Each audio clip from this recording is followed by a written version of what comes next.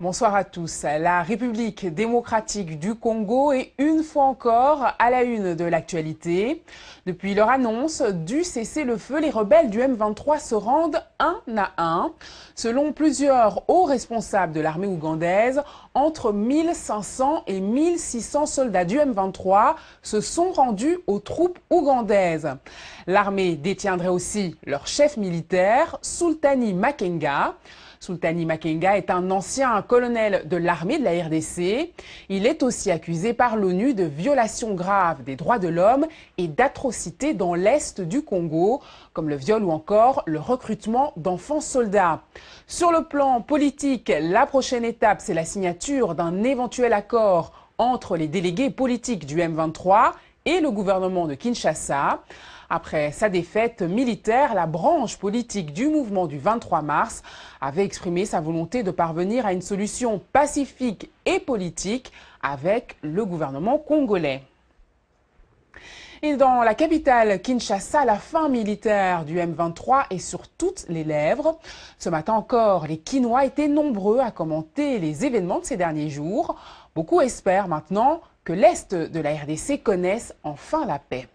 Nous osons croire qu'avec ce que le FARDC vient de faire comme mission, ce qu'il vient d'atteindre comme objectif, moi je pense que c'est une victoire que nous pouvons célébrer dans l'unisson, dans toute l'étendue de la RDC. Donc tout Congolais légitime, qu'elle soit bien adoptif, expatrié ou consort, nous devons être ensemble pour proclamer cette victoire qui est la nôtre.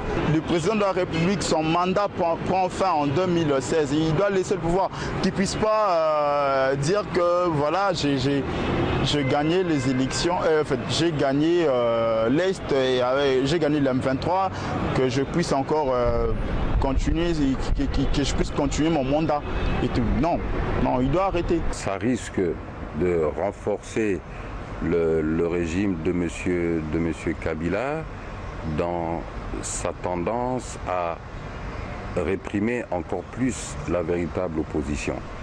Ça oui, je crois que ceux qui vont continuer dans l'opposition doivent faire preuve encore de beaucoup plus de prudence et en même temps doivent aussi se focaliser beaucoup plus stratégiquement sur les thèmes de leur combat, les thèmes de leur lutte. Pour le développement d'un pays, tout d'abord, la première richesse, c'est le tourisme.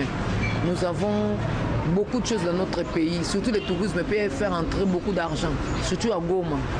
Il y a beaucoup de choses là-bas. Alors, quand les gens vont, donc quand les tourismes vont arriver, donc comme en Égypte aussi, ils gagnent la vie à cause du tourisme. Et voilà pour le moment, comme il y a des désordres là-bas, donc les gens n'arrivent plus à aller là-bas parce qu'il y a la guerre, il y a des désordres. Mais regardez-nous aujourd'hui, comme la guerre est terminée, et maintenant on va profiter aussi pour le tourisme, pour beaucoup de choses. Parce que quelqu'un ne peut pas investir dans un pays où il y a la guerre. S'il n'y a pas la guerre, beaucoup de gens vont venir pour investir, les Américains, les Européens, tous ces mondes ils vont venir. Hein.